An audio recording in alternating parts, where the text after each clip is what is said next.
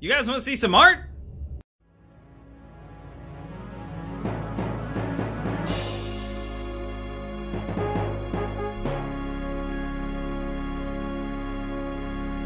Hello, my name is Fox and welcome to my altered art showcase. Also portfolio and paints. I have done a video like this before where I show you the art I paint on magic cards for no discernible reason other than it's fun to do. And this is an updated one where I'll show you some newer stuff that I've made, as well as a portfolio that I made to show off other things that I've done. There's an Easter egg. This is the binder where I keep all my altered arts. It's pretty scarce. Well, it's too big. I haven't really made that many. But I've sold off a couple since the last video I did. I'm pretty sure the ones that I've made from middle of last year, I've at least taken photographs. So if I have, they're going to be in here. Also, I drew these. I didn't draw spaghetti. Alrighty, let's show off some of the altered cards I've made. Starting off with the legendaries, a lot of the same. Got two new ones. Boo on Ghost Council of Rizova. I like Boos, I don't know why. And then Azrael on Zedruu the Great-Hearted, because Goat Man.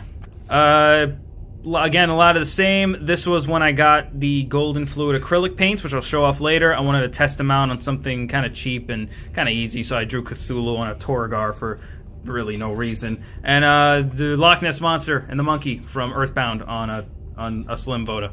This page I'm really proud of. This is where I've done a lot of the bigger artworks. Got some Galaxy Soul Rings, got an Onion Ring Soul Ring, which, true story, I thought of this idea when I was drunk, and then I wrote it down, woke up in the morning, and saw I had written down, draw Unen Ring on Soul Rang. And then after I managed to decipher those series of horribly written letters, I drew an onion ring on Soul Ring, because Drunk Adam had a good idea. The Pokeball I did on camera. Go watch that video, please. Adam needs bagel money. And the Nuka-Cola, again, it was one of the first cards I did when I got new paints, and I love how it came out. It came out exactly as I wanted it to. I think it's cool looking. I want to do a Nuka Quantum version on probably a 1,000-year elixir. It's probably going to be what I draw that on. But yeah, I love how that came out. Again, a lot of the same. I like drawing on Commander Spheres for some reason. They're just, it's a good, like, blank slate. Coiling Oracles, those have been here for a while. These two I do with these Sharpie oil paint pens, whatever. They're really fun for quick alters, usually on lands like this. You got like a cute Shiba Inu and some bowl of spaghetti on a bucket lands, because I'm clever. I think the newest one on the white section is probably the Feldar Sovereign. I drew Stimpy on a foil Feldar Sovereign. Why? I don't know. So these two, this one I am really proud of, because it was one of the first extensions I had done in a very long time, and it came out almost as perfect as I wanted it to. The Descent of Dragons is a little derpy. It's Toothless from How to Train Your Dragon. Not crazy how that one came out, but I did it. And I have to show the world it, because, you know, sometimes you make mistakes. Sometimes they look like that. And sometimes you have to learn from your mistakes. Except me, I learned nothing. And then Kirby Superstar. What's new here? Oh, Jeff from Billy and Mandy on Giant Spider. Wanted to put him on an Ishkana, and I tested it out on a Giant Spider first. So I might be doing that later in the future, putting Jeff the Spider probably in a full art position on an Ishkana. Then you got a Runeclaw bear with Beware on it, because, you know, it's a bear. So the first brainstorm I did was this one. This was the first one I did off camera, and it came out really, really nice. I like how it came out. This was the one I did on camera. As you can tell, he gained some weight.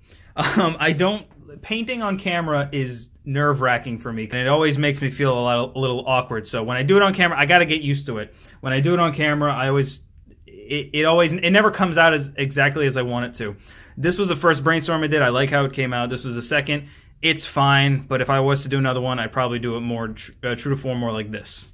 Nothing much new here, with the exception of Papyrus as a cool dude. I think we all can agree that Papyrus is indeed a cool dude. And that's it for the cards. Now we're going to move on to the portfolio, which has some cards I don't have anymore. And yes, this is a portfolio. I know it looks like a binder of mistakes.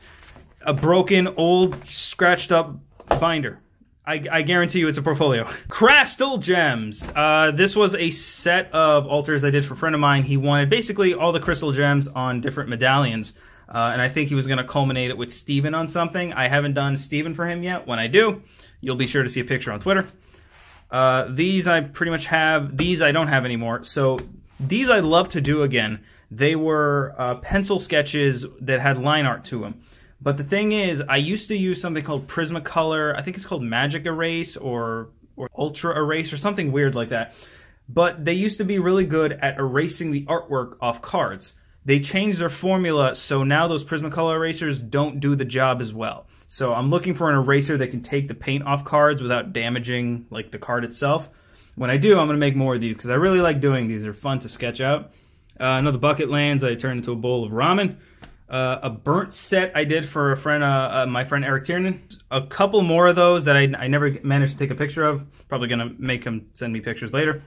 This is a token, again, I did for Eric. Did this for my friend Mike. It's sands on a reassembling skeleton and a hot dog head.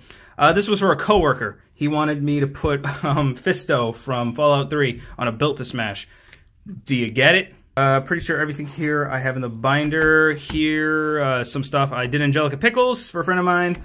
Tom Nook on a Nekusar. This was a different Waddles on a Decimator. I like booze.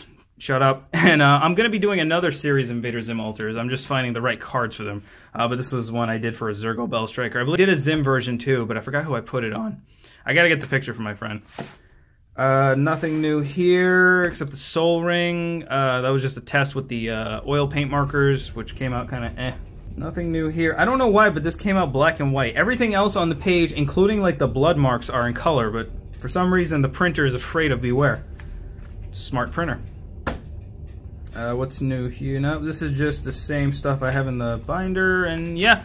And that's essentially what I'm doing. Every time I make a new set of altars, I'm just gonna like scan them and print out a picture so I have it for future reference. And now the part where only a few people will care about, supplies. What do I use to paint? Where's my froggy tape? That rolled too far. Yeah, I keep all the supplies in here.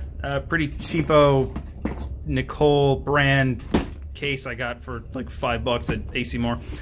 This is gouache. This is where I keep all my gouache paints and my gouache palette. You'll notice I don't actually have a palette for acrylics because I just use styrofoam plates, because acrylic dries and then doesn't become paint again, as opposed to gouache, which you just got to add some water and voila, it becomes paint again. It's not like watercolor, but a lot more strong.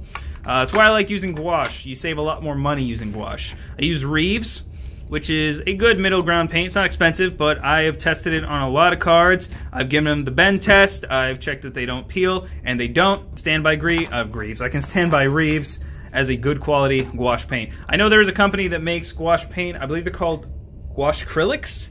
I don't know completely. I've only heard of them on Twitter, and I am curious to see if I can get my hands on some of those, give them a shot. Froggy tape, which you've seen me use on camera before. It's a little more expensive than masking tape, but it's great on a delicate texture like a card border, because as you peel it off, as long as you peel it off carefully, it won't damage the edges. It won't peel off the color off the edges, as opposed to regular masking tape, which, depending if it's cheap, like if you get it from a dollar store, it can. This stuff is fantastic. It's about $5 for a roll, but it's definitely worth the money if you intend on using a lot of tape. Also, I've used this on at least like 20 cards, and I still got quite a bit of it. So you get a lot of bang for your buck. Acrylics! Yay! So keep all my acrylics in here. Golden acrylics and a razor blade for some weird reason. I don't know why that's in there. Here's the brushes. They're brushes. I need new ones. I don't know why there's a fan brush in here. It's all like, yeesh. I've been using a lot of Royal Langnickel. A Royal Majestic, whatever. These are the same brushes I've been using since the last videos. These are good, but they are starting to wear down. This is Willow Chalk, I believe it's called. Not chalk, Willow Charcoal. I use this, you might have seen me use it on the Pokeball video, as a way of painting over a flat white acrylic surface. It's good because it's not sharp, so if you paint with a pencil on an acrylic painted surface of a card, it's gonna tear the paint off of it. It's gonna like chip the paint away. This won't do it. It's very soft charcoal. If you sharpen it down to a point, you can get some good detail in there. These are cheap acrylics, Royal Langnickel. I don't suggest buying these. I have these in here kind of like just kind of in case I need that type of color, I can mix it in. But these are the acrylics that I've been using lately. I got the idea of using these from someone at SCG Con. There was a lot of altar artists there, and I was talking to them about what kind of materials they use and where, you know, inspiration and art shit like that. And one of them was telling me Golden Acrylics are definitely a really good brand. I thought they were really expensive, but I ended up finding a lot of these basically on clearance. I've been using them for a long time, about like 4 or 5 months now, and they are fantastic. I love these things. They're not that expensive. They're definitely a lot more money than, say, like this brand or like the Artist Lofts brand at Michael's, but they're very good. You're gonna end this probably cost me, give or take, I'd say about $25–30. I ended up buying like a kit that came with a bunch of colors and a bunch of these things, which I think are used for painting on canvas. They just look like tubs of lube to me, so I just leave them in there until I eventually throw them out. I don't like this stuff. This shouldn't be in here. And then you got the slow drying acrylics, which I don't use on cards. These came with a kit. I just keep them in here. And then some white. I ended up having to buy, what I don't like about the Golden Acrylic sets is that they don't come with black, which is a little fucked up. So I ended up having to buy like a tube of carbon black, because, you know, you need black as a, well, you need black for basically everything. You need it for lining, you need it for darkening whites, you need it for everything. Why don't Golden Acrylic sets come with black paint? Why you guys gotta be weird? But yeah, that was my altered art collection and an overview of some of the supplies I use.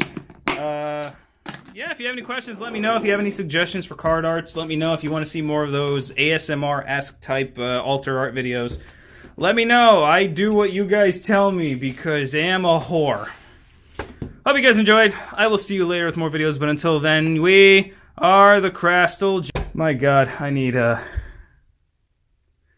lot of alcohol.